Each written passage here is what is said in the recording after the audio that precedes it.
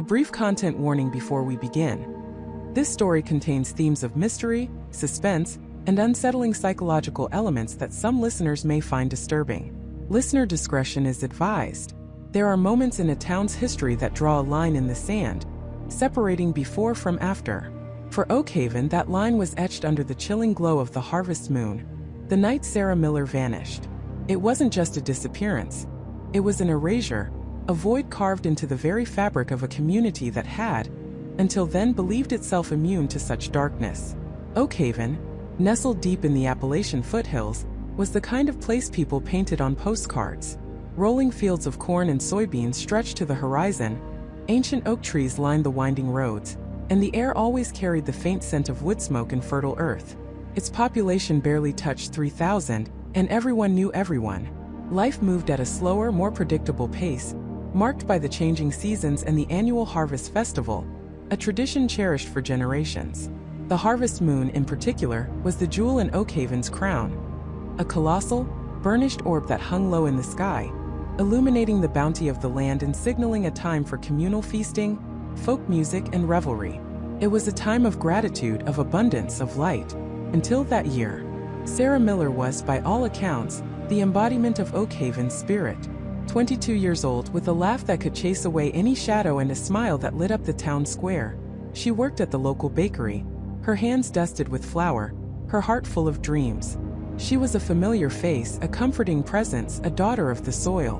When she didn't show up for her shift the morning after the harvest festival ended, a ripple of unease spread through the bakery, then the diner, then the entire town. It was unlike Sarah to be late, let alone to miss work without a word.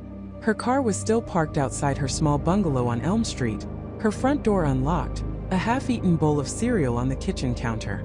Everything pointed to a sudden, inexplicable departure. The initial search was a blur of frantic energy. Sheriff Brody, a man whose biggest concern had always been teenagers joyriding or the occasional lost dog, marshaled every able body. Neighbors, friends, volunteers from neighboring towns. They combed the cornfields, scoured the dense woods that bordered Oakhaven, dragged the shallow waters of Miller's Creek. They called her name until their throats were raw, their voices swallowed by the vast, indifferent landscape. Search dogs barked themselves hoarse, their noses pressed to the damp earth, finding nothing but the scent of autumn leaves and damp soil. Days bled into nights, and the initial hope, fierce and defiant, began to curdle into a cold, dread certainty. Sarah Miller was simply gone. The official conclusion, delivered by Sheriff Brody with a heavy heart and averted eyes, was that Sarah had likely run away. Perhaps she'd grown tired of Oakhaven's quiet rhythms, he suggested, seeking the bright lights of a city, a new life.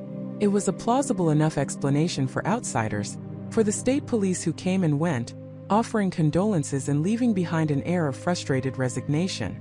But for the people of Oakhaven, it was a lie, a flimsy veil thrown over a raw, gaping wound. Sarah wasn't a runner.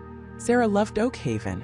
She was the one who organized the bake sales, who volunteered at the animal shelter, who always had a kind word and a fresh loaf of sourdough for anyone who needed it. The idea that she would abandon her life, her family, her friends without so much as a note was ludicrous. It was insulting. And besides, there was the moon. The harvest moon that year had been particularly magnificent, larger, brighter, more intensely golden than anyone could remember. It had hung in the sky like a watchful eye, casting long dancing shadows across the fields and through the windows of every home. It was under that moon, during the apex of the festival, that Sarah had last been seen, laughing with friends near the bonfire in the town square. People remembered its glow on her face, the way her hair seemed to catch its light. And then she had walked home, a short, familiar path she traversed hundreds of times. But she never made it inside her house. The silence that followed Sarah's disappearance was the heaviest thing Oakhaven had ever known. It wasn't the silence of peace, but the silence of unspoken fear, of questions left hanging in the crisp autumn air. The annual Harvest Festival, once a beacon of joy, became a grim anniversary. People still gathered, but the laughter was muted, the music subdued. Every year, as the harvest moon swelled in the sky, a collective shiver ran through the town. Windows were shuttered a little earlier, doors locked a little tighter. Parents kept their children closer. The old folks, their eyes clouded with memory and a wisdom that felt ancient, would exchange knowing glances, their whispers carrying fragments of forgotten lore. "The land demands its due," Mrs. Henderson, a woman whose roots in Oakhaven stretched back generations, had murmured to her grandson, David, one particularly chilling evening. David, then just a boy of 10, remembered her words vividly. He remembered the way she clutched his hand, her gaze fixed on the enormous moon outside their window, her face etched with a fear he couldn't comprehend. "Always has, always will. And sometimes, child, the moon itself is the collector." That phrase, "the land demands its due," or "the moon demands a tithe," began to circulate, hushed and unwelcome, like a contagious sickness. It was an old wives' tale, a superstition, a relic from a time when people believed in things that went bump in the night and attributed inexplicable events to vengeful spirits or ancient pacts. But after Sarah, it started to feel less like folklore and more like a prophecy, a chilling, undeniable truth that no one dared speak aloud, for fear of giving it more power. The fields, once symbols of prosperity, now seemed to hold secrets, their tall stalks whispering in the wind like silent sentinels. The woods, once a playground for children and a hunting ground for men, became dark, foreboding places, their shadows stretching like grasping fingers. The very air of Oakhaven seemed to thicken with an unspoken dread, a pervasive sense that something had been disturbed, something ancient and hungry awakened by the very light that once promised warmth and security. People started noticing things, small things at first. The way the crickets seemed to fall silent all at once on certain nights. The unsettling pattern of crows gathering on fence posts, watching, always watching. The faint, almost imperceptible scent of something metallic on the wind, not quite blood, not quite iron, but something unsettlingly primal. And then there were the dreams. Vivid, disturbing dreams that plagued many of Oakhaven's residents, especially as the harvest moon approached each year. Dreams of being lost in a vast field under an impossibly bright moon. A sense of being pursued by an unseen presence. A chilling whisper on the wind that promised payment, a reckoning. Years passed. Sarah Miller became a ghost story, a cautionary tale, a permanent fixture in the town's collective memory. Her parents, their hopes slowly extinguished, moved away, unable to bear the weight of her absence any longer. Sheriff Brody retired, his face lined with more than just age, haunted by the one case he could never close. But the mystery of Sarah's disappearance, far from fading, only deepened with time. It became the town's silent companion, a shadow that stretched long and cold over everything. And then another harvest moon arrived, and Oakhaven held its breath. Because this time it wasn't just Sarah Miller's memory that cast a pall. This time there was a new kind of silence. A silence that began with the disappearance of Jessica Davies, a 16-year-old girl who, like Sarah, was vibrant, full of life, and last seen walking home under the enormous, demanding eye of the harvest moon. The town had just begun to breathe again, to believe that Sarah's vanishing was a singular tragedy. But now, with Jessica gone, a horrifying pattern began to emerge. A pattern that suggested Oakhaven wasn't just unlucky, it was chosen. And the harvest moon, it seemed, was preparing to collect its next tithe. The chilling silence that followed Jessica's disappearance was far more terrifying than any scream. It was the silence of a town holding its breath, a collective gasp frozen in the crisp October air. Sarah's vanishing had been a singular tragedy, a fluke, a heartbreaking anomaly. But now, with Jessica gone, a horrifying pattern began to emerge. A pattern that suggested Oakhaven wasn't just unlucky, it was chosen. And the harvest moon, it seemed, was preparing to collect its next tithe. Sheriff Brody stood by the empty window frame, the thin white curtains fluttering faintly as if disturbed by an unseen presence. He wasn't a man given to flights of fancy. His boots were planted firmly on the ground, just as his mind was rooted in facts, evidence, and the cold, hard logic of the law. He'd seen plenty of ugly things in Oakhaven over his 30 years on the force. Drunken brawls, petty thefts, the occasional hunting accident that went tragically wrong. But nothing like this. Nothing that left him feeling so utterly helpless. Jessica Miller's home was meticulously neat, a testament to her quiet, orderly life. There was no sign of struggle, no overturned furniture, no broken glass.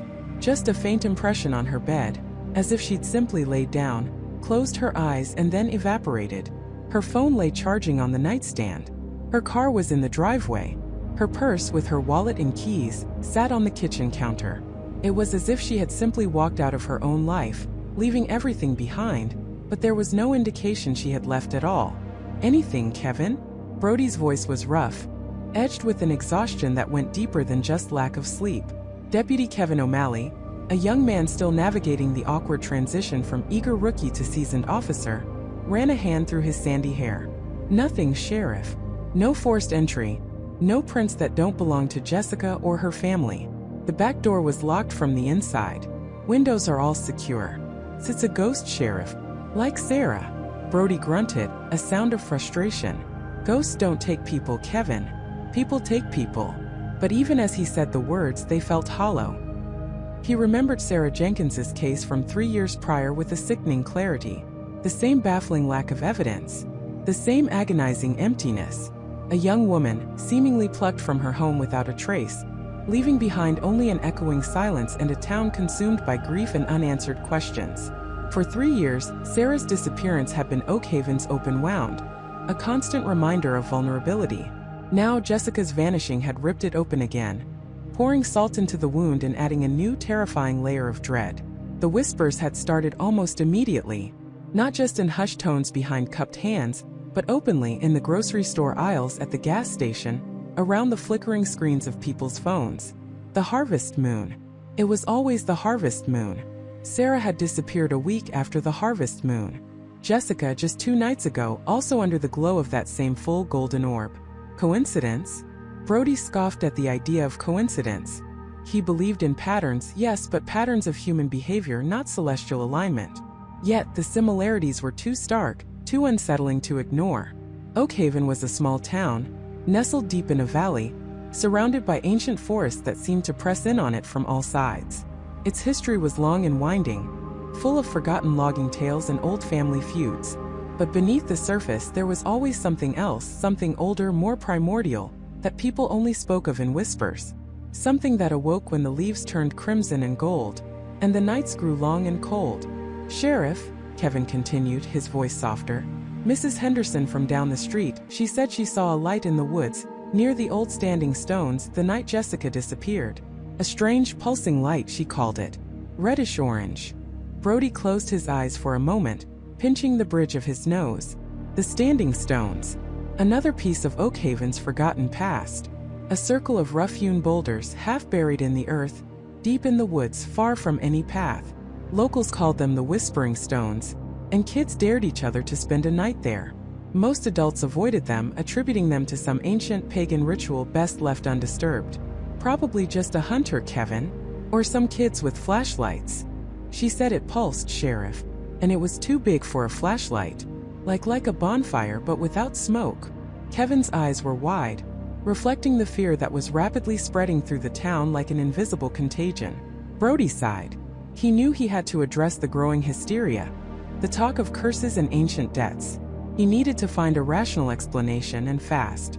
But the knot in his stomach tightened with each passing hour. The rational explanations were running thin. He decided to make a detour. Not to the Whispering Stones, not yet anyway, but to the home of Martha Jenkins. Martha wasn't related to Sarah, but she was Oakhaven's unofficial historian, its keeper of forgotten lore, and some would say its resident eccentric. She lived in a small, cluttered cottage on the outskirts of town, surrounded by towering oak trees and a garden overgrown with herbs and wildflowers. If anyone knew about the old stories about the harvest moon and its supposed tithe, it was Martha. The air grew colder as Brody drove, the setting sun painting the sky in violent hues of orange and purple.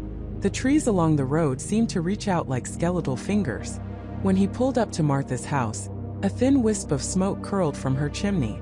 The scent of wood smoke and something vaguely herbal hung in the air. He knocked on the weathered oak door.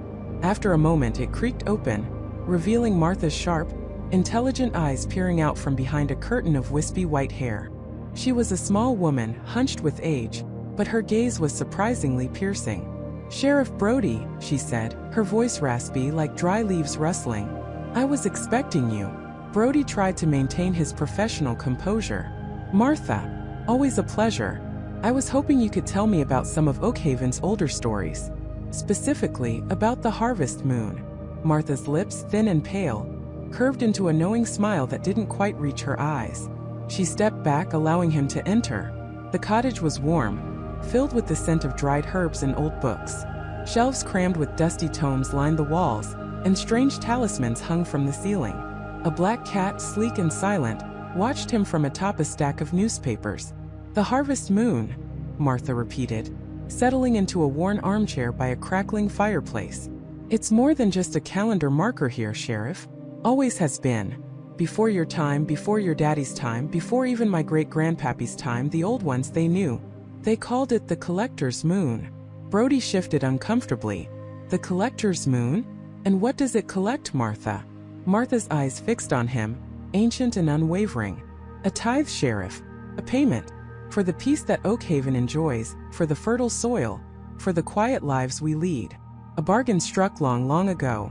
A debt that comes due when the harvest moon hangs full and heavy in the sky." "A debt to whom?" Brody pressed, trying to keep his voice even, to sound like he wasn't taking any of this seriously.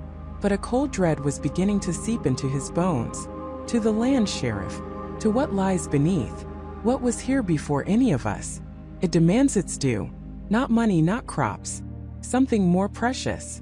She paused, her gaze drifting to the window, where the last sliver of twilight was fading. 2 girls now. Sarah 3 years ago. Jessica just the other night. Always young. Always during the time of the collector's moon. Always without a trace. "You think this is connected to some old superstition?" Brody asked, though the question felt weak even to him. Martha let out a dry, humorless chuckle. "Superstition? Or history, Sheriff? History that your textbooks don't record. The first Oakhaven settlers, they built their homes on top of something ancient, something that had been sleeping for millennia. They disturbed it, and to appease it, to live in peace, a bargain was made. Each generation a tithe, a single soul, gifted to the darkness, to ensure the prosperity of the many." Brody felt a prickle of unease crawl up his spine. That's quite a story, Martha. But we're talking about real people, real disappearances, kidnappings. We need real evidence."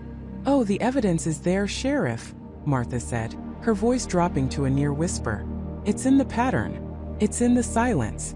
It's in the fact that no one ever truly leaves Oakhaven, not until the land decides it's their time. And when it demands a tithe, it leaves no trace. No struggle, no broken locks. Just an empty space where a person used to be. Because they weren't taken by a person, Sheriff. They were taken by the land itself." Her words hung in the air, heavy and suffocating. Brody tried to rationalize it, to dismiss it as the ramblings of an old woman, but the eerie similarities between Sarah and Jessica's cases resonated with Martha's grim narrative. No forced entry, no witnesses, no evidence. The perfect crime if it was a crime at all. "And who decides who the tithe is?" Brody asked, his voice barely audible. Martha's eyes, dark and fathomless, met his. "The harvest moon decides, Sheriff. It shines upon the chosen. And once it has marked its next, there's nothing anyone can do to stop it. Not a lock, not a prayer, not even a sheriff's badge. The debt must be paid. And the harvest moon, it seems, is getting ready to collect again." A shiver ran down Brody's spine, a cold, undeniable certainty settling in his gut. He had come seeking answers, looking for a rational explanation. Instead, he had found something far more terrifying. A story that defied logic, a legend that felt chillingly real. He left Martha's cottage feeling as if he had stepped out of the modern world and into another time. A time when ancient forces held sway, and human lives were merely small sacrifices to a hungry, patient earth. The harvest moon was no longer just a beautiful astronomical event. In Oakhaven, it was a harbinger of dread, a silent collector demanding its due. And the town, paralyzed by fear, now waited, wondering whose turn it would be next. The town of Oakhaven, once a postcard of rustic charm, had curdled into a hushed, anxious place. Days after Sarah Jenkins' disappearance, the vibrant autumn leaves seemed to lose their luster, clinging to branches like forgotten fears. The air itself felt heavy, thick with unspoken questions and the palpable dread of the approaching next cycle. No one spoke of the harvest moon with anything but a shiver now, its celestial glow transformed into a spotlight for a predator. It was into this suffocating silence that Emily Hayes drove, her city slicker sedan looking jarringly out of place on the narrow, leaf-strewn roads. Her journey from the bustling heart of the metropolis back to the sleepy hollow of her childhood had been fueled by a potent cocktail of grief and journalistic instinct. Sarah had been her best friend since kindergarten, their lives intertwined through scraped knees, shared secrets, and the awkward rites of passage in Oakhaven. When the call came, cold and clipped, that Sarah was gone, swallowed by the same inexplicable void that had taken others over the years, Emily hadn't hesitated. She was a reporter, yes, but more importantly, she was Sarah's friend, and she refused to let her vanish into the town's growing ledger of unsolved mysteries. Oakhaven greeted her with shuttered windows and averted gazes. The once friendly faces she remembered from her youth were now etched with worry, their eyes darting away as she passed. The general store, Martha's Mercantile, usually a hub of gossip and camaraderie, was eerily quiet, its bell jingling a lonely tune as Emily stepped inside. Martha Higgins, her silver hair pulled back in a severe bun, looked up from behind the counter, her expression tightening into a grim mask of recognition. Emily Hayes. Martha's voice was a dry rustle of leaves. Didn't think you'd be back so soon. Martha, Emily replied, forcing a smile she didn't feel. I heard about Sarah. I had to come. Martha just nodded, her gaze drifting to the window, as if expecting something to materialize from the shadows of the late afternoon. Another one, just like the others. There was a fatalistic resignation in her tone that grated on Emily's logical, investigative mind. The police. Sheriff Brody, what are they saying? Emily pressed, trying to keep her voice even. Martha scoffed, a short, bitter sound. What they always say. No forced entry, no struggle, no witnesses. Just gone. Like they walked right off the face of the earth. Sheriff Brody's a good man, Emily, but some things are beyond the law. Her eyes, ancient and knowing, finally met Emily's. Some things demand their due. The harvest moon, it always collects its tithe. Emily felt a chill that had nothing to do with the autumn air. She had grown up hearing the whispers, the folklore, the chilling tales of the harvest moon. But as an adult, a professional who dealt in facts and evidence, she dismissed them as quaint, if morbid, local color. Now, seeing the raw fear in Martha's eyes, hearing the conviction in her voice, it was harder to ignore. Her first official stop was the Oakhaven Sheriff's Department, a small brick building that looked more like a forgotten post office. Sheriff Brody, a man whose shoulders seemed to carry the weight of every unsolved case in the county, looked up from a stack of paperwork as Emily entered. His face, usually ruddy and jovial, was now pale and drawn, his eyes bloodshot. Emily, he sighed, running a hand through his thinning hair. I figured you'd show up. Look, I know you're Sarah's friend, and I know you're a reporter, but there's nothing to report here. Just a missing person. Another missing person, Sheriff, Emily corrected gently, her pen poised over her notepad. Sarah makes how many now over the last few decades? All around the harvest moon. Brody leaned back in his creaky chair, the springs groaning in protest. We've got no evidence of foul play. No struggle, no signs of forced entry at her house. Her car's still in the driveway. Her phone's still on her nightstand. It's like she just stepped out. He paused, his gaze fixed on some unseen point beyond Emily's shoulder. Like they all do. And the others? Emily asked, pushing. The ones before Sarah? David Miller back in '98? Jessica Thompson in '05? Mark Johnson in '13? All vanished without a trace, all within days of the harvest moon. Do you really believe they all just packed up and left without a word? Brody slammed a fist lightly on his desk, the papers rattling. Don't you think I've reopened those files 100 times? Don't you think I've scoured every inch of this valley? There's nothing, Emily. No footprints, no witnesses, no ransom notes, no bodies. Nothing. It's like they never existed. He looked utterly defeated, a man staring into an abyss he couldn't comprehend. The state police came in after Sarah, too. Same story. They're calling it a string of unrelated, voluntary disappearances. They think maybe Oakhaven just has a high rate of people wanting to get away. He snorted, a humorless sound. But I live here. I know these people. Sarah wasn't the type to just run off. Emily thanked him, sensing she wouldn't get much more from the official channels. Brody was clearly at a dead end, resigned to the town's grim reality. If she wanted answers, she'd have to find them herself. Her next stop was Sarah's house, a small, charming bungalow on the outskirts of town that Emily remembered well. The police tape was gone, but an invisible shroud of tragedy still hung over the place. Emily let herself in with the spare key Sarah had given her years ago, a key she'd never thought she'd use under such circumstances. The house was meticulously neat, a testament to Sarah's organized nature. Dust motes danced in the afternoon light, illuminating the emptiness. It felt cold, devoid of life. Emily walked through the familiar rooms, her heart aching with every step. In the living room, a half-read book lay open on the coffee table.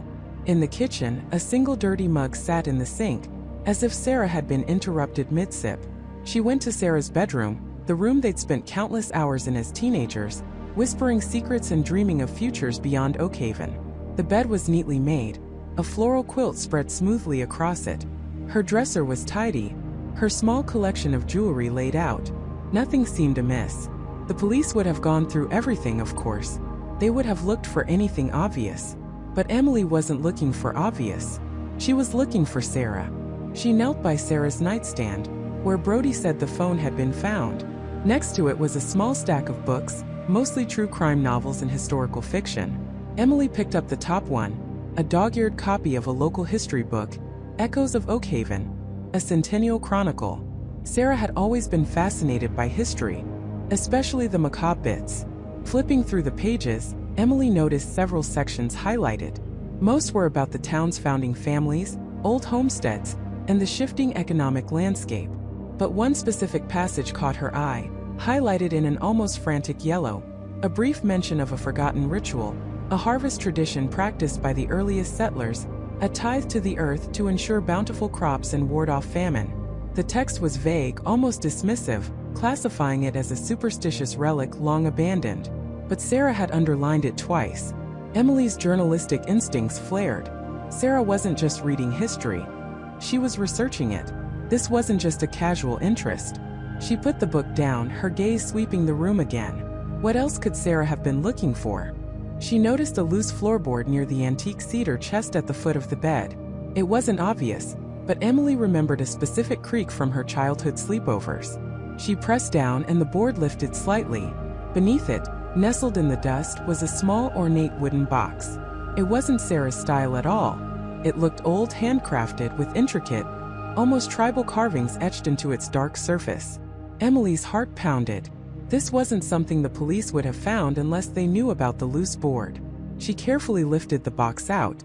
It was heavy, and a faint earthy scent clung to it, like damp soil and something else. Something vaguely metallic like old blood. She opened it. Inside, resting on a bed of dried, crumbling leaves, was not jewelry or money, but a single crudely carved wooden figurine. It was small, no bigger than her palm, depicting a stylized human figure, its limbs elongated, its head disproportionately large, with hollow, vacant eyes. It looked ancient, primitive, and profoundly unsettling. It was the kind of object one might find in an archaeological dig, not hidden under a floorboard in a modern home. A shiver ran down Emily's spine. This was no ordinary disappearance. This figurine, this hidden box, Sarah's intense focus on forgotten rituals. It all pointed to something far deeper, far darker, than a simple runaway. The harvest moon wasn't just a local superstition anymore. It was a thread, a clue, and Emily had just pulled on it. The tithe, she realized, might not be crops or coin. It might be something far more precious, and Oakhaven was far more than just a sleepy town. It was a vault of secrets, and Emily had just stumbled upon the lock. The far more precious echoed in Emily's mind, a cold whisper that solidified into a horrifying suspicion. It wasn't money. It wasn't livestock. It was life. Her stomach lurched, a sickening wave of dread washing over her as the implications crashed down. The missing children, the hushed tones, the town's strange, almost cult-like unity in its silence. It suddenly all made a terrifying kind of sense. Oakhaven wasn't just holding secrets. It was sacrificing something to keep them. And the harvest moon, that once beautiful golden orb, now loomed in her imagination like a hungry eye. She clutched the old journal tighter, its worn leather suddenly feeling less like a relic and more like a ticking bomb. She had to get somewhere safe, somewhere quiet, to truly decipher the cryptic scrawls within. Her cabin felt like the only sanctuary, a small island of normalcy in a sea of encroaching terror. Back within its familiar four walls, the scent of pine and old wood doing little to calm her racing heart, Emily laid the journal open on the rough-hewn table. The flickering oil lamp cast dancing shadows, making the faded ink seem to writhe on the brittle pages. The handwriting was neat, almost elegant, but the content was anything but. She started from where she'd left off, skipping past the mundane entries about weather and crop yields. her eyes hungrily searching for the anomalies, the hidden truths. The journal belonged to a Martha Jenkins, dating back nearly 70 years. Martha had been an outsider much like Emily, who had married into an Oakhaven family. Her early entries were hopeful, full of the charm she found in the small town. Then subtly the tone shifted. August 17th, one entry read, "The whispers grow louder as the moon swells. They speak of the cycle, of renewal. But there is a darkness to their eyes when they speak of it, a fear they try to mask with piety." Emily's breath hitched. The cycle? What cycle? Further on, dated September 3rd, a few weeks before the harvest moon of that year. "They say it keeps us safe. They say it keeps the land fertile. But how can such a thing be true? How can a community thrive on such an imbalance?" An imbalance? Emily felt a chill crawl up her spine. What kind of imbalance was Martha referring to? The word tithe reappeared, not in the context of church offerings, but something far more primal. "The demand of the earth," Martha had written. "The harvest moon demands its due, and the elders, they choose. They choose." The words resonated with a dreadful finality.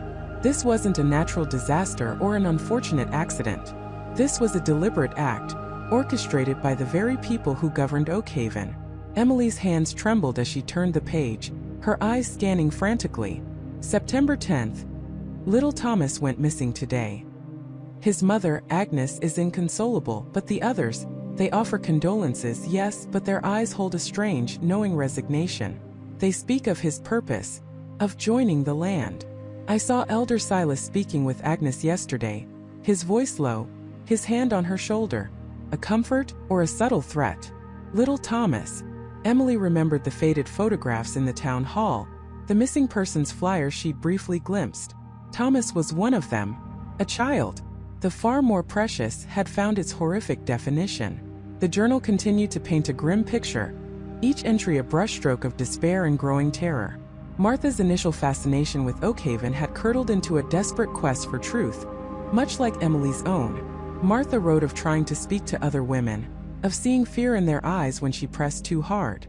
She mentioned the Watchers, individuals in the town who seemed to monitor every outsider, every curious glance. September 15th. I went to the old mill today, the one by Miller's Creek. They say it's abandoned, but I saw lights and heard sounds.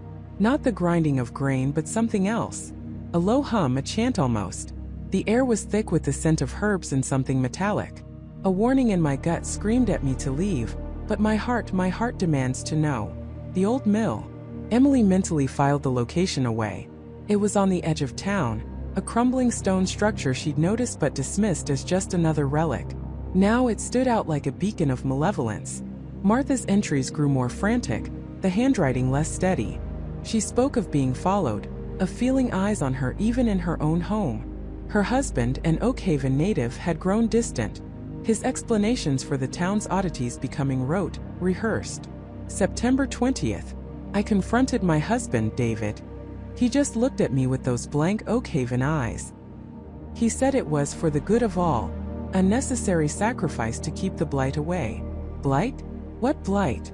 The land here is rich, the harvests bountiful. He spoke of a covenant, ancient and unbreakable. He said if I continued to question, I would bring ruin upon us all. Ruin? Or simply expose their monstrous secret? Emily felt a surge of cold fury. A covenant? A necessary sacrifice? This was madness. This was evil. And it had been going on for generations. The people of Oakhaven weren't just participating, they were complicit. The final entry, dated September 25th, just 2 days before the harvest moon. I know too much. I have to leave. I have to tell someone. But they are everywhere. The Watchers. They know I know. The mill. It is where they gather. Where the tithe is offered. I saw a wagon covered, moving towards it under the cloak of night. I saw a small familiar hand reaching out from under the tarp. A child's hand. Oh God, what have I married into? What horror lives beneath this beautiful facade? I have hidden this journal.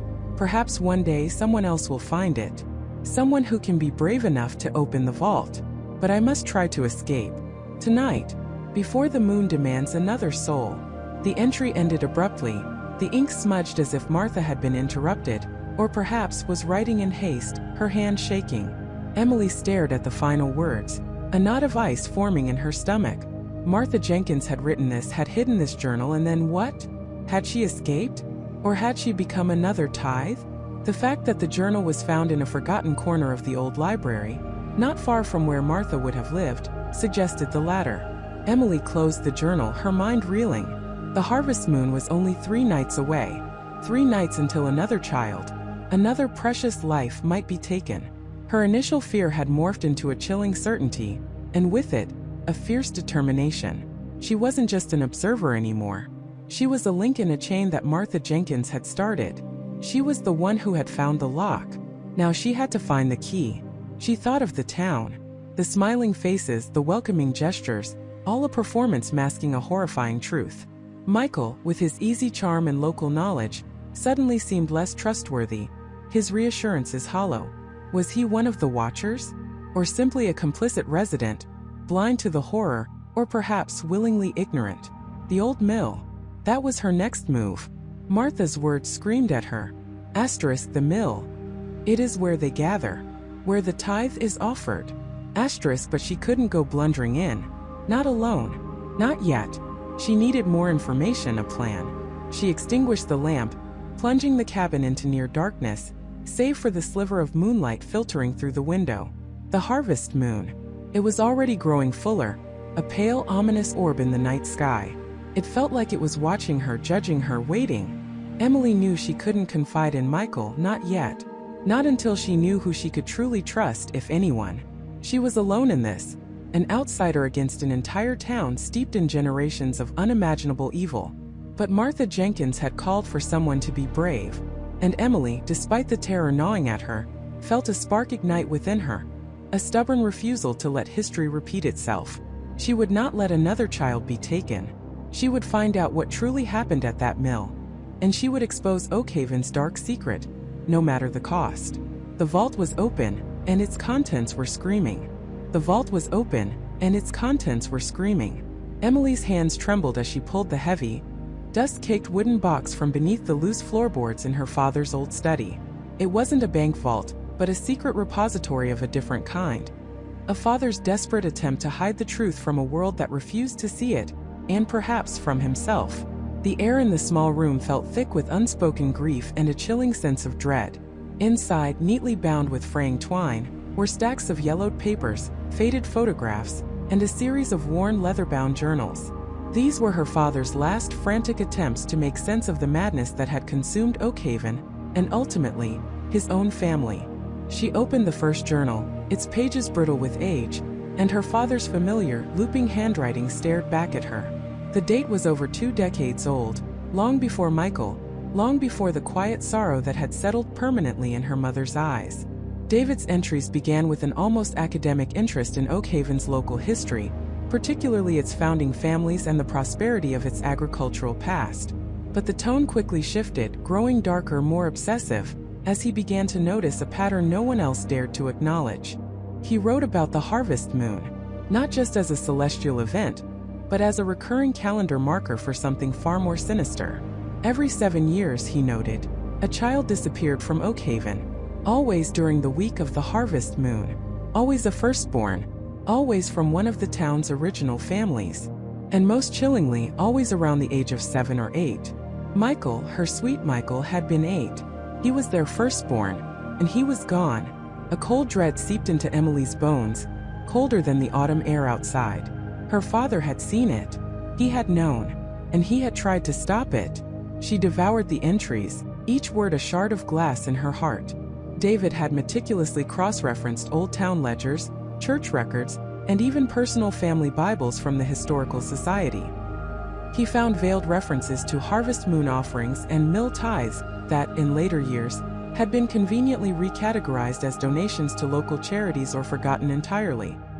He suspected the old mill, the very heart of Oakhaven's original economy, was not just a place of industry, but a site of ritual. Its massive stone foundations, its dark, churning waters, they weren't just symbols of prosperity. They were the silent witnesses to a recurring horror. His notes grew more frantic, scrawled in margins and between lines.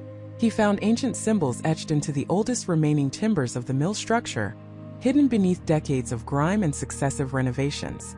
Stylized moons, children with outstretched hands, sheaves of wheat, symbols that, when pieced together from various historical texts, pointed to a grim agricultural pact.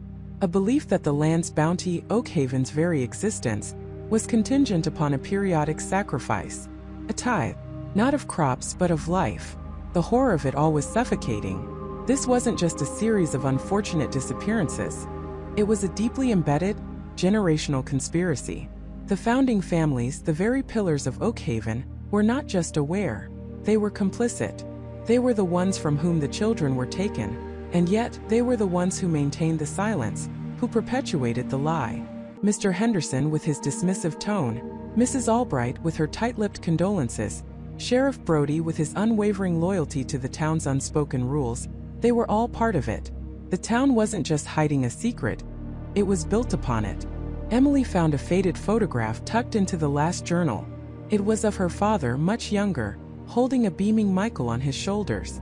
The caption beneath it, written in David's unsteady hand, simply read, "My firstborn. The harvest moon demands its due. Not again. I will not let it happen again."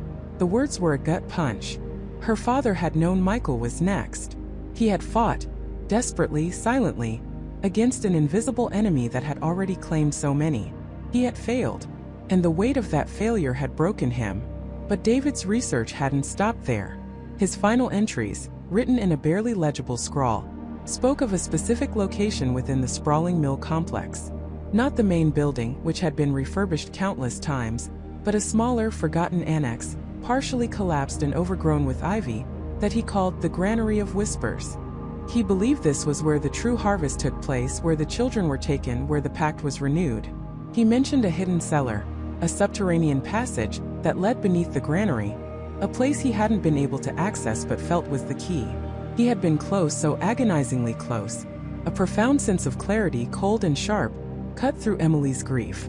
This wasn't about finding Michael alive anymore. It was about exposing the truth, about ending the cycle, about honoring her father's unfinished quest. She was no longer just a sister searching for her brother. She was an avenger, a truth seeker, armed with the horrifying legacy of Oakhaven's past. The harvest moon was only days away. The chilling prophecy from the old woman, the unsettling feeling of being watched, the town's collective amnesia. It all coalesced into a terrifying mosaic. Emily knew she was running out of time. As she carefully gathered her father's journals, a subtle creak from the floorboards above her head made her freeze. Then a faint rustle just outside the window, like a branch scraping against the glass, but the wind was still. Her breath hitched. She looked up, her gaze sweeping the dimly lit room. The old house, which had once felt like a sanctuary, now felt like a cage. Someone knew. Someone was watching. The silence of Oakhaven was not empty. It was filled with unseen eyes, with ancient whispers, with the hungry patience of a demand about to be met. Emily clutched the journals to her chest. She had to go to the mill, to the Granary of Whispers. Her father had laid the path, and now she had to walk it, straight into the heart of Oakhaven's darkness. The vault was open, and now so was the hunt.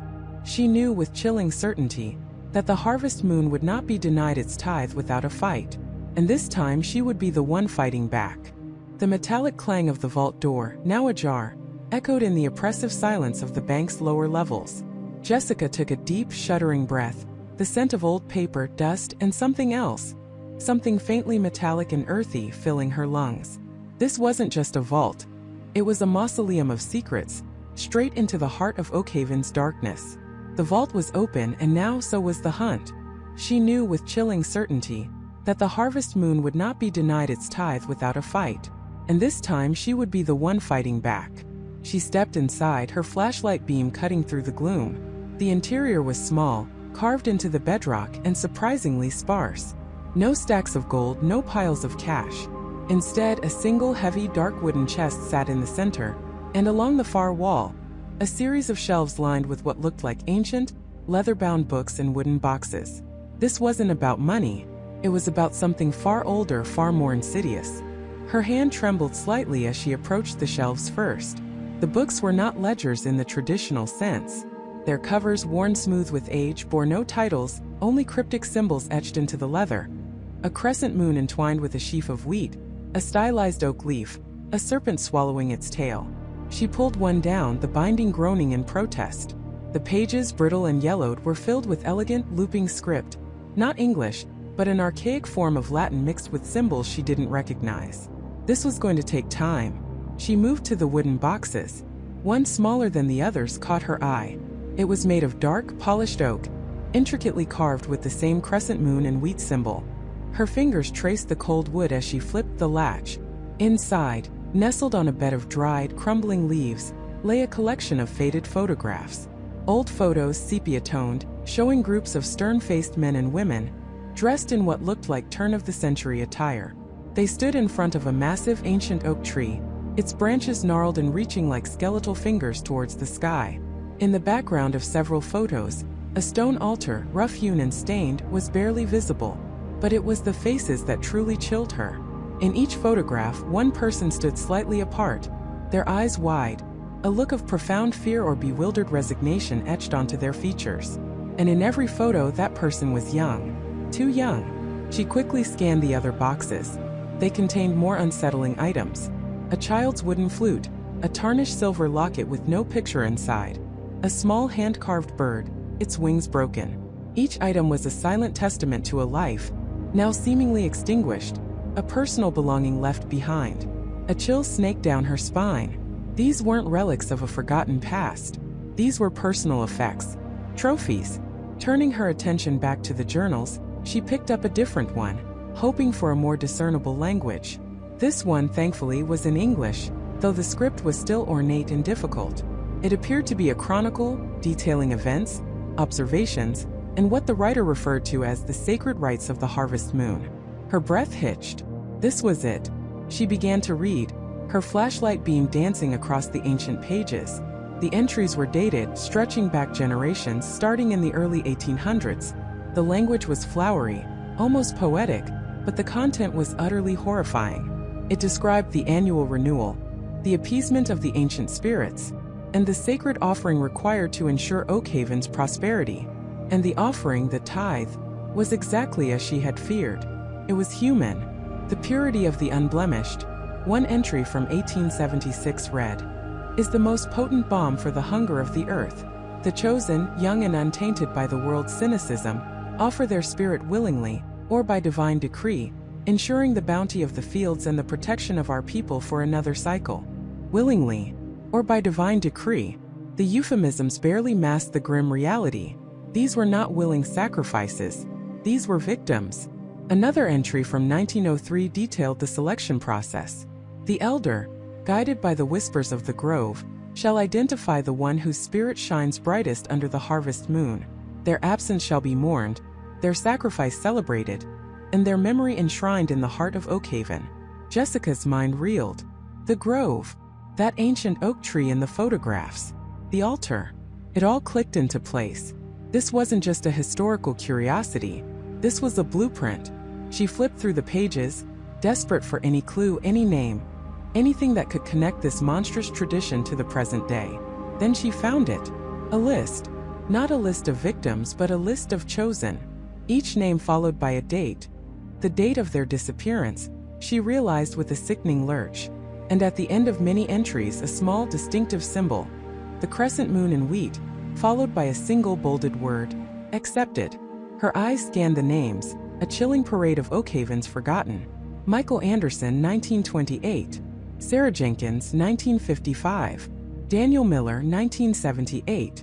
And then her blood ran cold. Below the older entries, written in a different, more modern hand, was a new series of names. The dates were much more recent. Rebecca Hayes, 2003. Missing. Jonathan Carter, 2010. Missing. And further down, just 2 years ago, a name that made her heart seize in her chest. Asterisk Emily Hayes, 2021. Accepted. Asterisk. Emily. Her sister. The sister she had spent 2 years searching for. The sister the Oakhaven Sheriff's Department had dismissed as a runaway. Emily hadn't run away. She had been chosen. She had been a tithe. A guttural cry escaped Jessica's throat, raw and choked with grief and a burning incandescent rage. Emily wasn't just a name on a list, she was the name. The reason Jessica had come back to Oakhaven. All the denial, all the polite dismissals, all the whispers, suddenly coalesced into a horrifying truth. The town wasn't just covering up disappearances, they were orchestrating them. Her hands trembled so violently she almost dropped the journal. She had to find out more. She flipped frantically through the remaining pages. The last entries were chillingly recent, extending into the current year. They spoke of preparations for the coming cycle, the selection nearing completion, and the final alignment of the stars under the harvest moon. The harvest moon. It was only a few days away. She slammed the journal shut. The air in the vault suddenly felt heavy, suffocating. She wasn't just investigating a cold case anymore. She was in the middle of a live operation, a ticking clock counting down to another unspeakable act. The elder mentioned in the journals, the one who chose the tithe, had to be someone powerful, someone deeply entrenched in Oakhaven. She remembered Sheriff David Miller, his evasiveness, his quickness to dismiss her theories. Daniel Miller, 1978. Was David related to him? Was this a family tradition? The thought was a sickening punch to the gut. The very people sworn to protect the town were likely its most dangerous predators. Her gaze fell back on the heavy wooden chest in the center of the vault. She hadn't opened it yet. With renewed determination, fueled by a searing mix of heartbreak and fury, she approached it. The chest was locked, but a small, intricate key, similar to the one that opened the vault, lay on top. She picked it up, her fingers brushing against a faint, dried residue on the key. It smelled faintly of iron and something else, something sweet and cloying. Blood. With a click, the heavy lid swung open. Inside, on a velvet lining, lay not more journals or personal effects, but a single ancient, ornate silver dagger. Its blade, though dulled by time, glinted faintly in her flashlight beam, intricately etched with the same crescent moon and wheat symbol. The handle was wrapped in dark, aged leather, and at its pommel a large polished obsidian stone gleamed like a cold black eye. This wasn't just a record. It was the instrument, the ceremonial blade. Beneath the dagger, she saw a folded piece of parchment. Carefully she extracted it. It was a map, hand-drawn and meticulously detailed. Not a map of Oakhaven, but a schematic of the surrounding forest, focusing intensely on the area around the ancient oak tree, the Whispering Grove. Marked on the map with a small blood-red X was a specific clearing, and next to the X, written in the same modern hand as Emily's name in the journal, was a single terrifying phrase. Harvest Moon. Next tithe. October 27th, Sarah Jenkins, descendant. October 27th. That was 3 days from now. And Sarah Jenkins, descendant. Sarah Jenkins, 1955. She remembered that name from the journal, an accepted tithe, a descendant. This wasn't random. This was a generational curse. Her mind raced, frantically trying to connect the dots. Who in Oakhaven was a descendant of Sarah Jenkins? Who was young, unblemished, and unknowingly walking towards their doom? The vault, once a source of answers, had now become a chilling prophecy. Jessica clutched the map and the journal with Emily's name, her knuckles white. She had found the truth, but it was far more monstrous than she could have ever imagined. The entire town was complicit, bound by this ancient, blood-soaked tradition. She knew she couldn't go to the sheriff. She couldn't trust anyone in Oakhaven. Not anymore. The harvest moon was almost upon them, and another life was about to be taken. She had to stop it. But how do you fight an entire town steeped in generations of ritualistic murder? How do you expose a secret that everyone is willing to kill to protect? A faint creak echoed from the vault door, which she had left slightly ajar. A shadow flickered just beyond the threshold, fleeting and indistinct. She froze, her heart hammering against her ribs, the ancient dagger in the chest suddenly feeling like a living, malevolent presence. Had someone followed her? Had someone known she would come here? The silence returned, heavier and more menacing than before. But the seed of doubt of being watched had been planted. She was no longer just an investigator. She was an intruder, a threat to Oakhaven's dark secret. And she had just uncovered enough to put herself directly in the path of the harvest moon's next demand. The tithe was coming, and she was dangerously close to becoming part of the offering. Jessica's heart hammered against her ribs, a frantic drumbeat in the suffocating silence of the old farmhouse. The tattered ledger, clutched in her trembling hands, felt like a live wire, buzzing with the unspoken horrors it contained. Names, dates, locations, each entry a chilling whisper of a life extinguished, an offering made. The sheer scale of it, stretching back generations, was a gaping maw of terror. This wasn't just a few isolated incidents. This was the very foundation of Oakhaven, built on a bedrock of ritualistic abduction and sacrifice. She scanned the last few pages, her eyes darting across familiar names of people she'd met since arriving. Emily Carter, the quiet librarian whose sudden disappearance had been brushed off as a family emergency by the town council. Daniel Miller, the jovial hardware store owner who'd seemingly packed up and left without a word. Their names weren't explicitly marked as tithes, but the dates of their vanishing coincided eerily with the harvest moon cycles recorded in the ledger. A cold dread seeped into her bones. They hadn't just left, they had been taken. A floorboard creaked upstairs. Jessica froze, every muscle in her body tensing.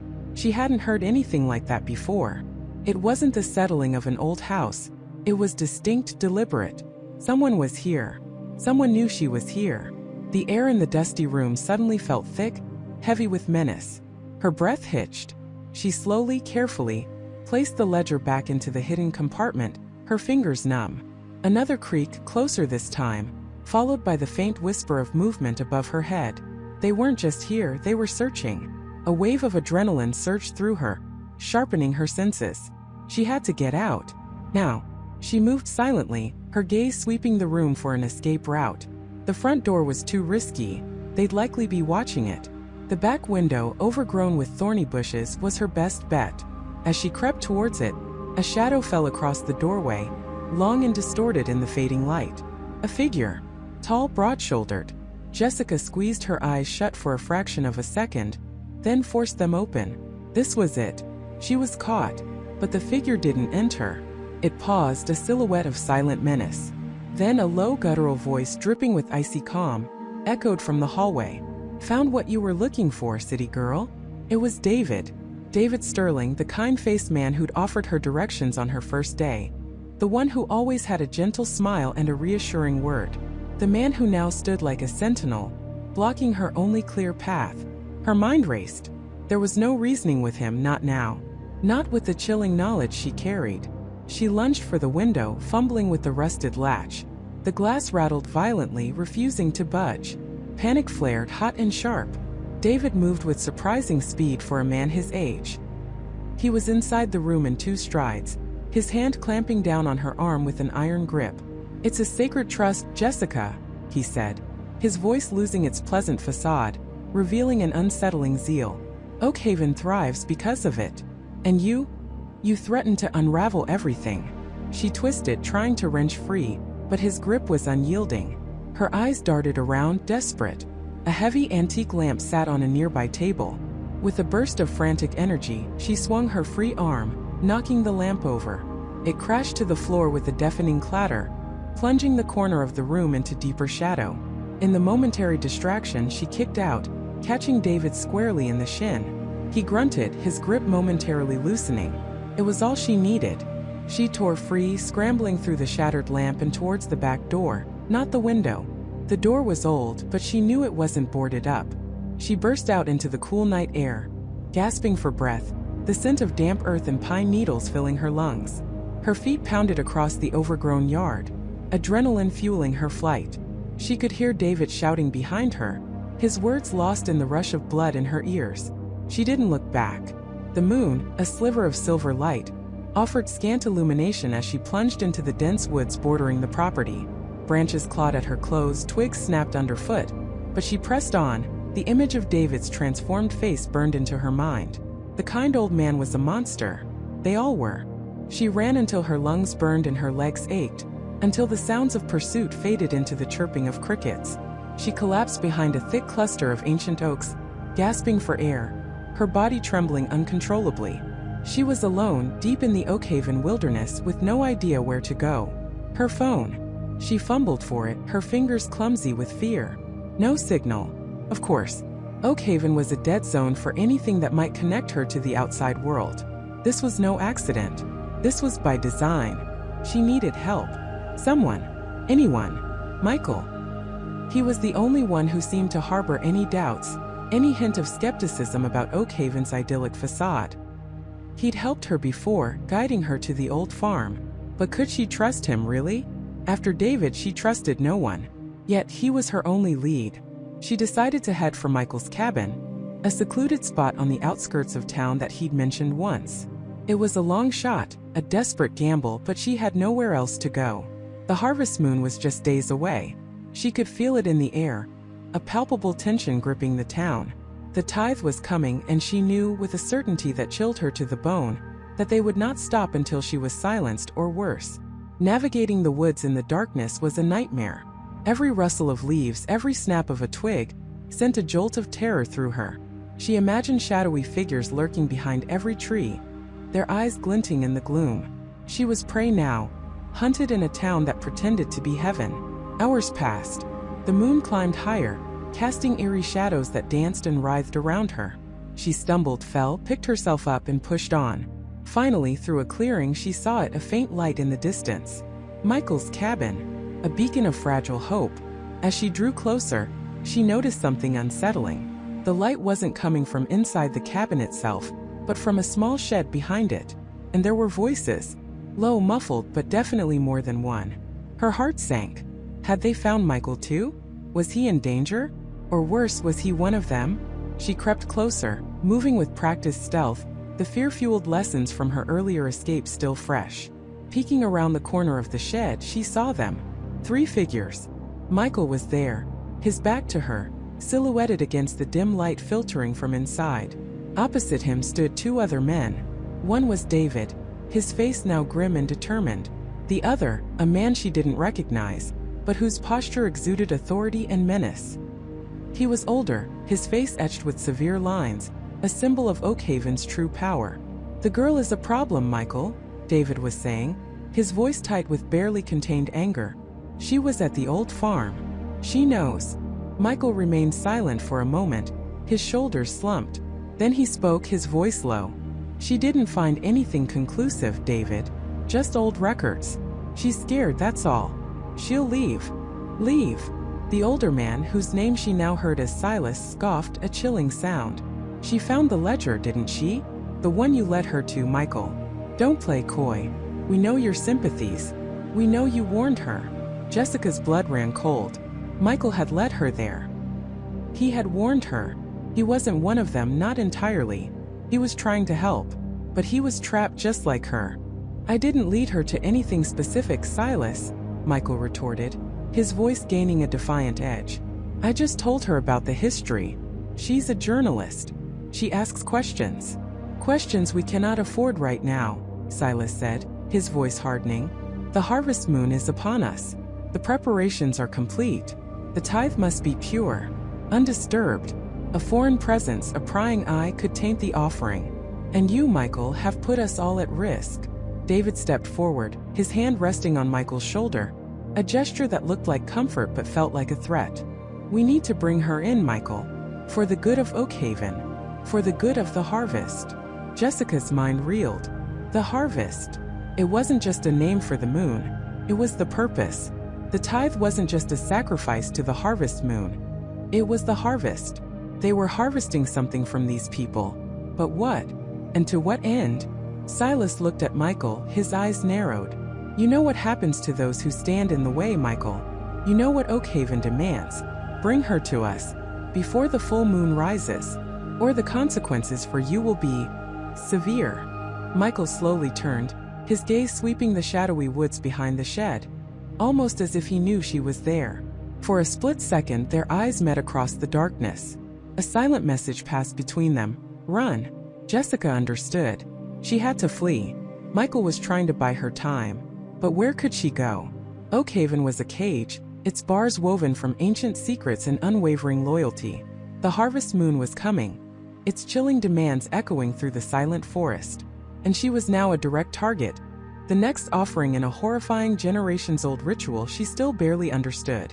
The tithe was not just a symbol. It was a living, breathing horror, and she was dangerously close to becoming its final, terrifying installment. She was a direct target, the next offering in a horrifying generations-old ritual she still barely understood. The tithe was not just a symbol. It was a living, breathing horror, and she was dangerously close to becoming its final terrifying installment.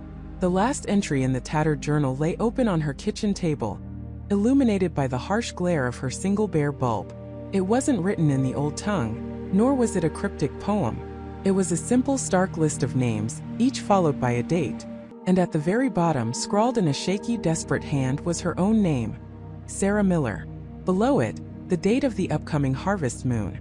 A cold, visceral dread seized her, tightening its icy grip around her throat. It wasn't a coincidence. It wasn't a warning. It was a sentence.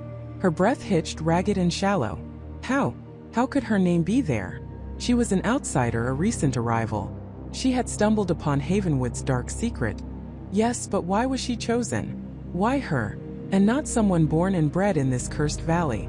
The answer, when it finally clicked into place, was even more terrifying than the thought of being a random victim. She hadn't been chosen by chance. She had marked herself. Each step she'd taken, each forbidden question she'd asked, each hidden document she'd unearthed, had been a signature on her own death warrant. Her curiosity, once her greatest strength, had become her deadliest flaw. She had peered too deeply into the abyss, and the abyss had peered back, finding her wanting, finding her suitable. The journal, a relic passed down through generations of the Miller family, her own lineage, now seemed less a source of information and more a cursed ledger.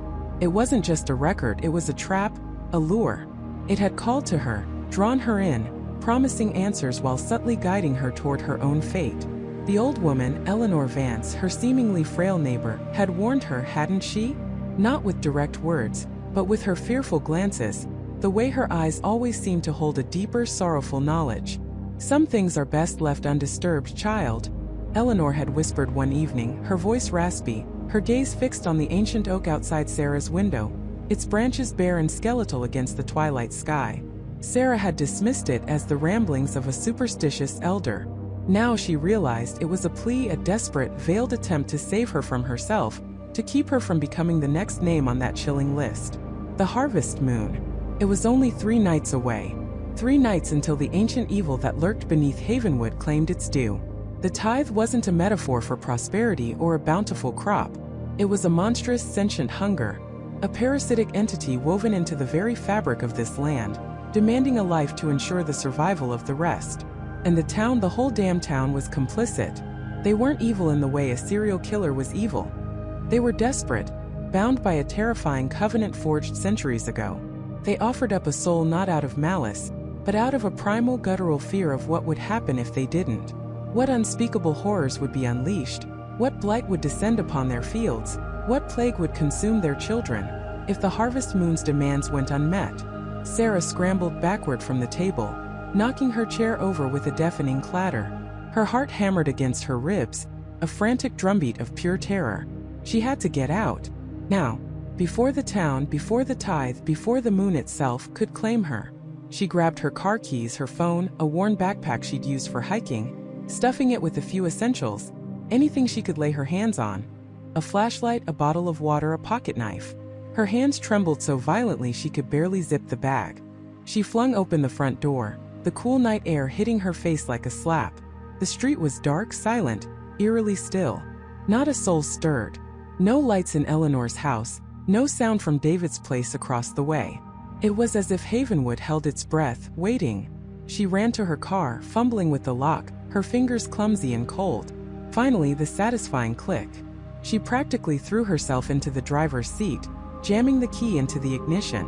The engine turned over, coughed once, twice, then roared to life.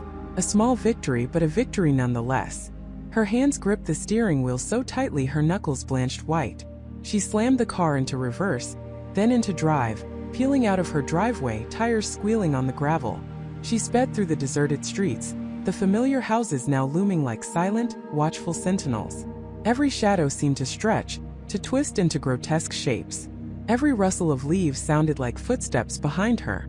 She knew the main road out of Havenwood, the one winding through the dense blackwood forest.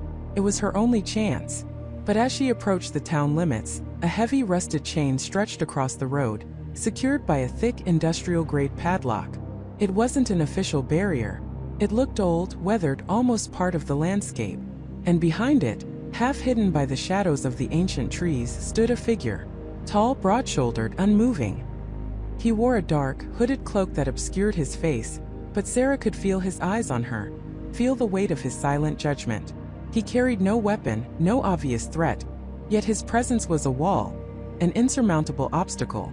She slammed on the brakes, her tires skidding on the dirt, the air filling with the acrid smell of burning rubber. Panic clawed at her throat. She spun the car around, searching for another escape route. There were other roads, smaller ones, barely more than dirt tracks leading into the surrounding wilderness. She remembered one, a narrow path that snaked up toward the old logging trails, rumored to connect eventually to the next town over, though few ever used it. It was a long shot, but it was all she had. She drove frantically, the car bouncing and rattling over the uneven terrain, tree branches scraping against the windows. The path grew darker, narrower, the forest pressing in on all sides, a suffocating embrace. Just as a glimmer of hope began to flicker within her, the path ended abruptly at a sheer rock face, a natural barrier that seemed to rise impossibly high into the night sky. And there, etched into the rough stone, was the familiar, unsettling symbol she'd seen in the journal, carved into the floor of the old mill, painted on the forgotten altar. A spiraling vortex, a hungry maw. It pulsed in the moonlight, seeming to draw the very light out of the air around it. It wasn't just the roads. The very land itself was part of the trap. Havenwood wasn't just a town, it was a cage. Despair threatened to consume her. She was trapped. Trapped by the town, by the ritual, by the hungry entity that demanded a life. But as she stared at the ancient symbol, something else caught her eye. Below the spiraling maw, almost hidden by centuries of lichen and moss, was another carving. Fainter, more intricate, it depicted a series of concentric circles, each one containing a different, smaller symbol. One of them, a stylized crescent moon with a single drop falling from its lower horn, resonated with the memory. She had seen it before, not in the journal, but in the margin of an even older, more obscure text she discovered in the dusty archives of the local library, a forgotten almanac of local folklore, dismissed by the librarian as quaint nonsense. The almanac had spoken of a counter-ritual, a way to appease without offering, a method to divert the gaze of the ancient hunger. It involved specific herbs, specific incantations, and a specific alignment of celestial bodies, all to be performed at a place of confluence, where the earth's energy met the moon's pull. At the time she'd skimmed over it, thinking it poetic fluff. Now the words screamed at her. The place of confluence. The old standing stones, perhaps? The very ones the journal had hinted at, the ones she had yet to truly explore. A desperate, fragile hope sparked within her. It wasn't an escape, not yet. But it was a lead, a potential weapon. The tithe was coming for her, yes, but perhaps it wasn't invincible. Perhaps there was a way to fight back, to break the cycle. The harvest moon demanded its tithe, but maybe, just maybe, Sarah Miller could find a way to offer something else entirely. Something that would satisfy the ancient hunger without sacrificing a soul. Or at the very least, something that would buy her time to find a true escape, to expose Havenwood's horrifying secret to the world outside, even if it meant risking everything. She was no longer just running. She was hunting for a solution, a desperate, last-ditch effort to cheat death itself. But the clock was ticking and the moon was rising. Emily felt the chill of its impending fullness deep in her bones, a cold dread that had nothing to do with the autumn air. She couldn't just run anymore. The fear had sharpened into a desperate resolve. If she was going to die, she would die fighting, and if she was going to fight, she needed answers. The cryptic notes from Grandma Rose, the scattered whispers, the sheer horror of her family's legacy.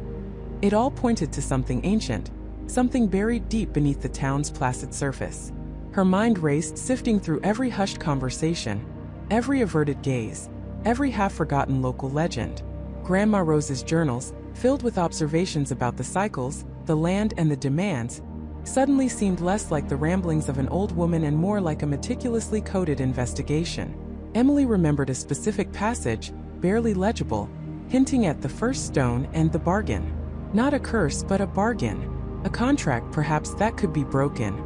There was only one place in Havenwood that held the town's true history, untouched by the convenient omissions of the elders.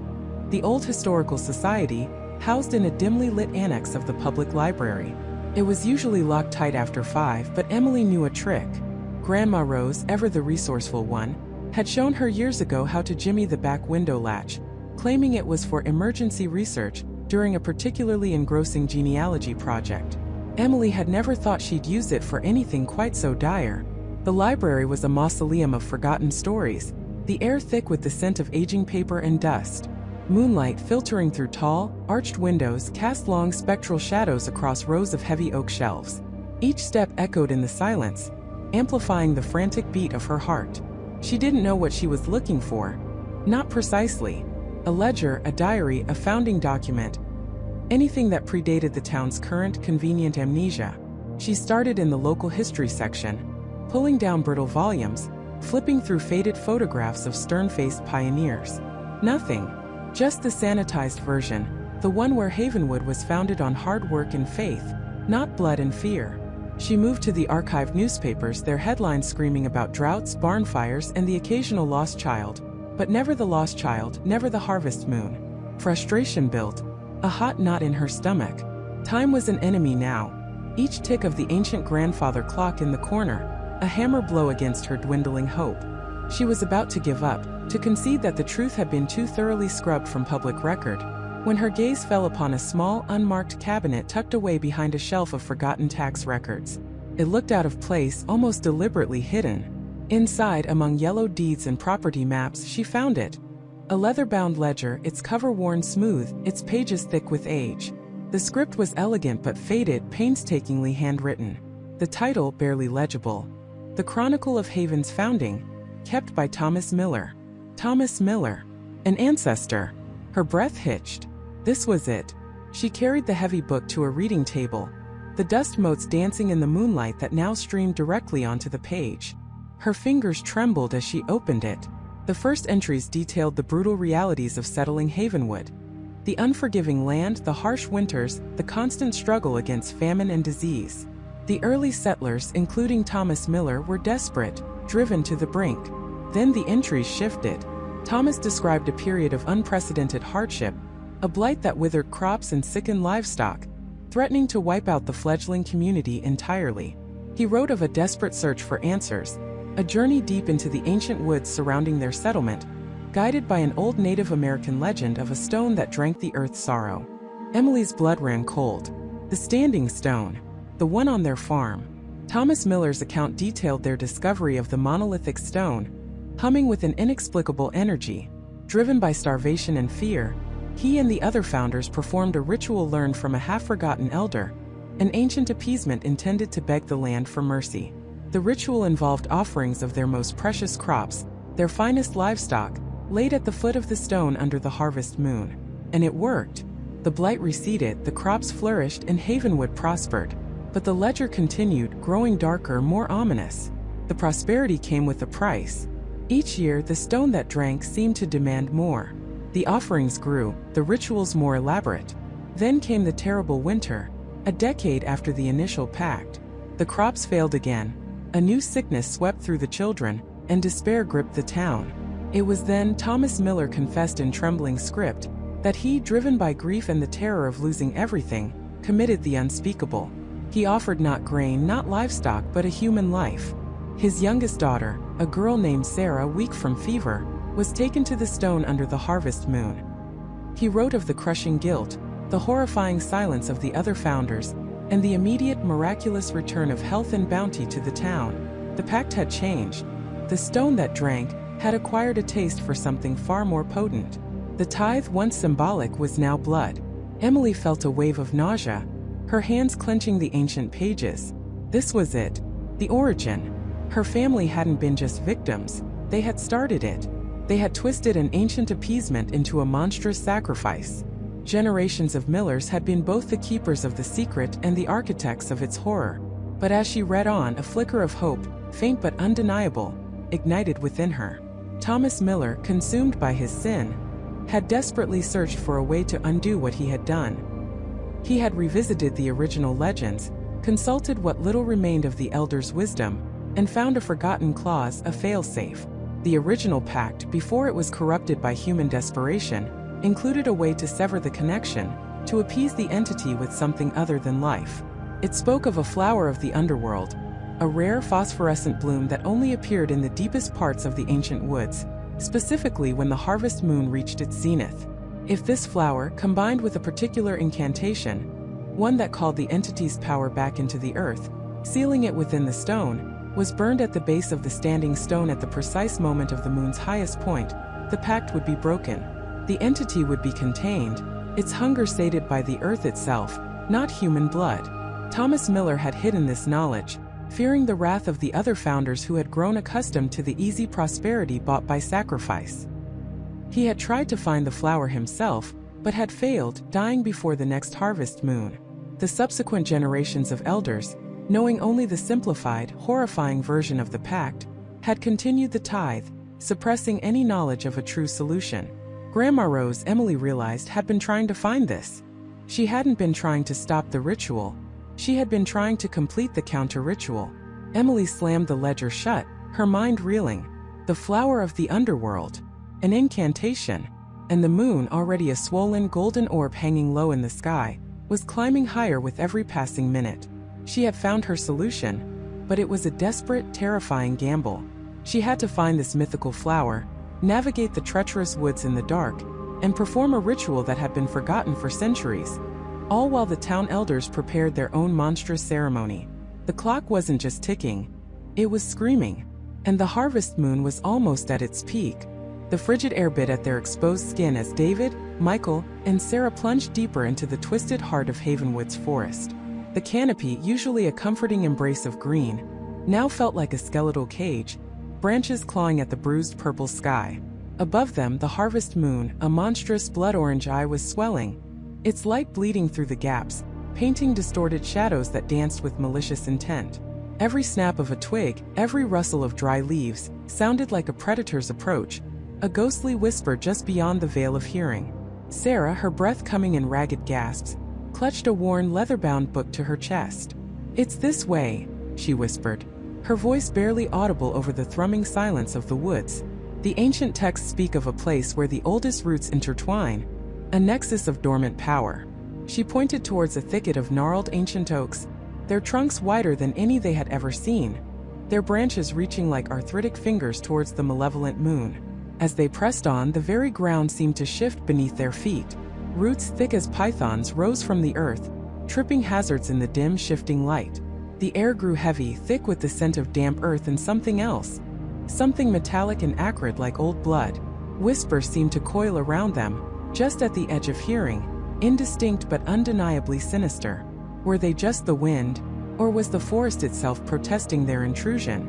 Michael stumbled, his flashlight beam momentarily scattering across a cluster of toadstools that pulsed with an eerie phosphorescent glow. David grabbed his arm, pulling him upright. "Focus, Michael," he urged, his own heart hammering against his ribs, a frantic drumbeat against the overwhelming dread. They finally broke through the dense undergrowth into a small circular clearing.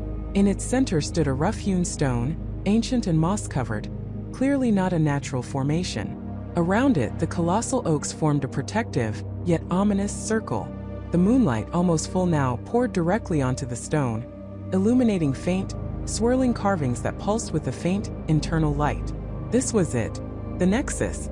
Miles away, though it felt like an eternity, David could almost feel the pulse of the town. He imagined the elders, cloaked and grim, gathered in their hidden chamber beneath the church, their voices rising in an unholy chorus. He pictured Emily, bound and terrified, the focal point of their dark devotion. The thought spurred him on, a desperate, burning ember in the pit of his stomach. They had to be faster. Sarah dropped to her knees before the stone, her fingers tracing the ancient symbols. "The first step," she instructed, her voice trembling but firm, "is communion with the earth. We need the bloodroot from the base of the oldest oak. It must be harvested with a pure intention, a plea for intervention." Michael, ever practical, was already scanning the gnarled roots of the largest oak. David, meanwhile, felt a strange coldness seep into his bones, a premonition of something terrible. They found the bloodroot, a dark, twisted rhizome, its sap a deep, almost black red. Michael carefully extracted it with a small, sharp stone Sarah had brought. As the root came free, a low groan seemed to emanate from the earth itself, a sound that vibrated through their bones, making their teeth ache. Sarah took the root, crushed it between two smooth stones, and smeared its potent, dark paste onto the carvings on the central altar stone. The symbols seemed to drink it in, glowing brighter, a dull crimson pulse. "Next," Sarah whispered, consulting her book, her eyes wide with a mixture of fear and fierce determination. "We need water from the Whispering Spring. It's said to be the purest source in Havenwood, untouched by human corruption. It's just beyond the clearing towards the west." David led the way, his heart pounding. The air grew colder, the shadows deeper, as if the forest was actively trying to reclaim its secrets. They found the spring, a small crystalline pool bubbling up from beneath a cluster of smooth gray stones. But as Michael knelt to collect the water in a small vial, the surface of the spring rippled violently, though no breeze stirred. Dark, indistinct shapes seemed to writhe beneath the water, like ghostly eels twisting and coiling. A faint, mournful whisper rose from the spring, a chorus of forgotten voices, tugging at the edges of their sanity. "It's resisting," Sarah breathed, her face pale. "The Elder's power is reaching even here. They are trying to poison the purity." David plunged his hand into the icy water, ignoring the strange icy grip that seemed to latch onto his skin. He focused on Emily, on his love for her, on his desperate need to save her. He pictured her face, her laugh, and forced his intention into the water. Slowly, the writhing shapes receded, the whispers softened, and the water cleared. Michael quickly filled the vial. Back at the altar, Sarah poured the clear spring water over the bloodroot-smeared stone. A thin mist rose, shimmering in the moonlight, carrying the scent of damp earth and something sweet, like forgotten memories. The crimson glow of the symbols intensified, flickering like a dying ember suddenly fanned into life. "Now," Sarah said, her voice gaining a strange, resonant quality. "The invocation. We must speak the words of severance, to break the connection, to refuse the tithe they demand." She opened the ancient book to a specific page, its yellowed parchment covered in unfamiliar script. "Repeat after me," she commanded. The words were guttural, ancient, a language that felt older than time itself. They tasted of ash and power on David's tongue. As they chanted, a low hum began to emanate from the stone, vibrating through the ground, up through their feet, into their very bones. The air crackled with a strange energy, like a storm brewing inside the clearing. The moonlight, now directly overhead, seemed to press down on them, an almost physical weight. The trees around them began to sway, not with wind but with an unseen force. Branches creaked like tortured souls. Phantom whispers grew louder, coalescing into distinct, terrifying voices that called their names, promising them despair, showing them visions of their worst fears. David saw Emily, not as he knew her, but as a withered husk, her eyes empty, her spirit consumed. Michael saw his own reflection, twisted into a grotesque, grinning monster. Sarah saw the library, her sanctuary, engulfed in an inferno. They faltered, their voices cracking, but Sarah, her eyes fixed on the pulsing stone, screamed, "Keep going. Do not break. This is their last attempt to break us." They forced the words out, their throats raw, their minds reeling. The air grew impossibly cold, then searing hot. The ground shook violently. They were almost at the final verse. "The texts speak of a final offering," Sarah gasped, her voice strained. "A personal tithe, not of blood but of truth, of memory, to sever the ancient bond. Something taken, to be given back." She looked at David, her eyes wide with a sudden terrifying realization. "The locket, David. The one Emily gave you. It contains a piece of her, a piece of your shared truth." David's hand flew to his neck, grasping the simple silver locket, cold against his skin. It held a tiny faded picture of him and Emily as children, laughing. It was his most cherished possession, his last tangible link to the sister he remembered. To give it up, it felt like severing a part of himself. But if it meant saving her. With a desperate cry, he tore the locket from his neck, the chain digging into his flesh. He held it out, his hand trembling, and placed it onto the glowing bloodroot-smeared stone, right atop the most prominent swirling symbol. As the locket touched the stone, an explosive surge of energy erupted from the altar. The ground bucked violently, throwing them all backward. A blinding flash of pure, white light consumed the clearing, followed by an agonizing, ear-splitting shriek that seemed to tear the fabric of reality itself. It was a sound of pure, unadulterated agony, and it seemed to come from everywhere and nowhere all at once. The light pulsated, then faded, leaving them disoriented, their ears ringing, their eyes watering. The harvest moon, now a perfect, terrifying disk directly above them, seemed to inhale. The air grew eerily still, the oppressive weight suddenly lifted, replaced by an unnerving silence. The whispers had ceased. The ominous pulse from the town had vanished. The altar stone still glowed, but now with a steady ethereal blue light. The locket lay upon it, shimmering. But something else was there too. A faint, almost imperceptible shimmer, like heat haze, rose from the stone, coalescing into a spectral image, not of Emily, but of a young woman, ancient and ethereal, her eyes filled with sorrow, her lips silently mouthing a single word. Then, just as quickly as it appeared, the image dissolved. The blue light faded. The locket remained, but the symbols on the stone were now inert, dark. The ritual was complete. But what had they done? Had they truly severed the connection? Had they saved Emily? Or merely traded one unknown fate for another? The harvest moon hung silently in the sky, a silent, watchful eye. And in its cold light, a new, terrifying question began to form in David's mind. What had the harvest moon truly demanded as its tithe? And had it finally been paid? The truth, when it finally coalesced in David's mind, was far more horrifying than any monster or ghost. It wasn't a demanding deity. It wasn't a vengeful spirit. It was the land itself, and the people who tended it, who had twisted an ancient pact into something monstrous. The harvest moon didn't demand a tithe from the crops. It demanded a tithe for the crops. Not a sacrifice to a god, but a sacrifice for the earth, a gruesome fertilizer for the unnatural bounty of Havenwood. Jessica, Michael, Emily, they weren't just missing. They weren't just victims. They were the very essence that fed the soil. Their lives poured into the thirsty earth beneath the thriving corn, ensuring another season of prosperity, another year of the harvest moon's blessing. The town wasn't just hiding a secret. It was built on one, nourished by it, thriving because of it. David stood frozen amidst the rustling stalks, the cold dread seeping into his bones, colder than the late-night air. His breath hitched, a silent scream caught in his throat. He looked down at the disturbed earth, the lingering scent of something metallic and cloying, and saw not just soil, but a graveyard, a sacrifice altar spread across miles. This wasn't some isolated incident. This was a tradition, woven into the very fabric of Havenwood. A twig snapped behind him. David spun around, heart hammering against his ribs, a frantic drumbeat of terror. The cornstalks swayed in the gentle breeze, mocking him with their innocent rustling. But it wasn't the wind. There, emerging from the dense green wall, was Silas. His face, usually crinkled with benign age, was now set in an unreadable mask, illuminated by the distant glow of the harvest moon. He wasn't alone.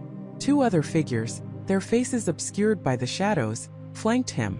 They carried no weapons, but their presence was a silent, chilling threat. "You understand now, don't you, David?" Silas's voice was low, devoid of its usual warmth, carrying an unsettling calm. "You see the truth of our prosperity." David couldn't speak. He could only stare, his mind reeling, trying to process the enormity of the evil before him. "The land gives," Silas continued, taking a slow, deliberate step forward, the others mirroring his movement. "But the land also demands. It has always been so. The harvest moon watches, and it reminds us of the sacred balance. A life for a life. A return to the earth, so that the earth may give back tenfold." "Jessica, Michael, Emily," David finally managed to croak, his voice hoarse, barely a whisper. "You murdered them." Silas didn't flinch. "They became part of the land, David. They chose to nourish it. They had no choice," David yelled, a surge of adrenaline finally breaking through his paralysis. "You took them. You killed them." "They were offered," Silas corrected, his gaze unwavering, almost pitying. "As all outsiders who stumble upon our truth eventually are. The harvest moon demands a tithe, David, and it chooses who will pay it." The implication hung in the air, thick and suffocating. David was the chosen one. He was the next tithe. Panic clawed at him. He glanced wildly around. The cornfield, once a place of mystery, was now a trap, a living maze designed to consume him. He had to run. He had to escape. Without another thought, David turned and plunged deeper into the towering stalks, his feet pounding against the damp earth. The rustling of the corn became a roaring in his ears, a symphony of his own terror. He didn't know where he was going, only that he had to get away from Silas and his silent accomplices. "Don't make this harder than it needs to be, David." Silas's voice, though calm, cut through the rustling seemingly everywhere at once. "The earth calls for you." David pushed harder, branches whipping at his face, the rough leaves scratching his arms. He could hear them behind him now, the rhythmic crunch of footsteps, closer than he wanted them to be. They weren't running, but they were moving with an unnerving efficiency, as if they knew every twist and turn of this vast, dark labyrinth. They were hunters, and he was their prey. He stumbled, falling to his knees, his hands sinking into the soft, rich soil. He pushed himself up, his muscles screaming, adrenaline coursing through his veins. He had to find a way out. He had to expose them. He couldn't let them get away with this. A sudden sharp pain shot through his ankle. He must have twisted it. He gritted his teeth, forcing himself forward, limping, every step in agony. The footsteps behind him grew louder, closer. He could hear their heavy breathing now, the rustle of their clothes. He burst into a small clearing, a patch of moonlight illuminating the ground. His eyes darted around, searching for an escape route, anything. There was a faint path here, barely visible, leading towards the edge of the field, towards the distant lights of the town. Hope, fragile and desperate, flickered within him. He pushed himself to a run, ignoring the searing pain in his ankle. The edge of the field seemed impossibly far, receding with every agonizing step. He could feel their presence closing in, a cold shadow at his back. Suddenly, a figure materialized directly in front of him, stepping out from the corn. It was one of Silas's men, a burly farmer David had seen around town, his face grim and resolute. David swerved, trying to bypass him, but the man moved with surprising speed, blocking his path. David lashed out a wild, desperate punch, connecting with the man's shoulder. It barely fazed him. Another figure emerged from the side, cutting off his other escape route. David was trapped. He was surrounded. Then Silas appeared, stepping into the clearing, his eyes fixed on David. "It is time, David. The harvest moon has chosen." David backed away, stumbling, his injured ankle giving way beneath him. He fell hard, landing on his back, staring up at the faces that encircled him. There was no malice in their eyes, only a chilling sense of duty, a quiet conviction that what they were doing was right, necessary. "You're monsters," David whispered, his voice trembling, tears of fear and rage stinging his eyes. Silas knelt beside him, his gaze surprisingly gentle, yet utterly terrifying. "No, David. We are merely caretakers. The harvest moon has graced this land with abundance for generations. We honor the pact." He reached out a hand, not to grab David, but to touch the soil beside him. "The earth hungers, David, and it will be fed." David thrashed, kicking, screaming, a primal roar of defiance. He wasn't going to become another anonymous casualty, another nameless sacrifice to their twisted ritual. He wasn't going to nourish their damned crops. He saw a glint of metal on the ground, dropped by one of the farmers earlier, a small, sharp pruning hook. With a desperate lunge, David grabbed it, scrambling to his feet, ignoring the pain. He swung it wildly, blindly, a desperate arc of survival. The men hesitated, momentarily surprised by his sudden aggression. It was all David needed. He didn't aim to harm them, only to create an opening. He lunged towards the gap, plunging back into the cornfield, the pruning hook clutched tight in his hand like a morbid talisman. He ran faster than he thought possible, fueled by pure, unadulterated terror. He didn't look back. The sounds of pursuit were fainter now, perhaps confused by his sudden, desperate attack. He focused only on getting out, on the promise of the open road, the world beyond Havenwood. He ran until his lungs burned, until his legs felt like lead, until the cornfield finally began to thin, giving way to the dark, tangled undergrowth of the forest line. He burst through the last barrier of stalks, gasping for breath, collapsing against a tree trunk, his body trembling uncontrollably. He was out. He was out of the cornfield. He pushed himself up, scanning the dark forest. He could see the faint glow of the town in the distance, a deceptive beacon of civilization. He knew his car was parked near the old barn, a terrifying distance away. He limped through the woods, using the trees for cover, trying to circle around the main road, to avoid any patrols. Every rustle of leaves, every snap of a twig, sent a jolt of terror through him. He was no longer just running from a few men.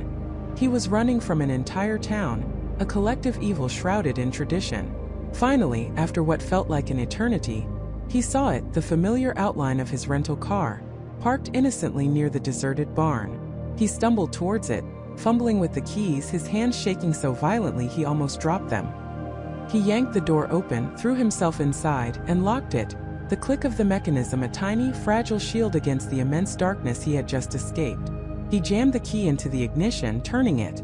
The engine sputtered, then roared to life. David threw the car into reverse, tires spitting gravel, and sped away from the barn, away from the cornfield, away from Havenwood. He didn't slow down until he was miles outside the town limits, the quaint sign of Havenwood receding into his rearview mirror, swallowed by the darkness. He drove until the sun began to paint the eastern sky with hues of orange and purple, until the first rays of dawn touched his exhausted, terrified face. He pulled over on the shoulder of a deserted highway, miles from any town, and stared out at the rising sun. He was safe. He was alive. But he wasn't whole. The images of the cornfield, the faces of Silas and his followers, the chilling realization of the harvest moon's true demand, were seared into his mind. He knew the truth. He had seen the horror beneath the idyllic surface of Havenwood. He had escaped, but he also knew that the harvest moon would rise again. It would demand its tithe, and the people of Havenwood, hidden in plain sight, would pay it. Who would believe him? A lone traveler, recounting a tale of an entire town engaged in ritualistic murder for the sake of their crops? They would call him mad. They would dismiss him. He looked back towards the distant horizon, where Havenwood lay hidden amongst the rolling hills, basking in the innocent light of the new day. The harvest moon had finally set, but its chilling legacy, its gruesome demand lingered.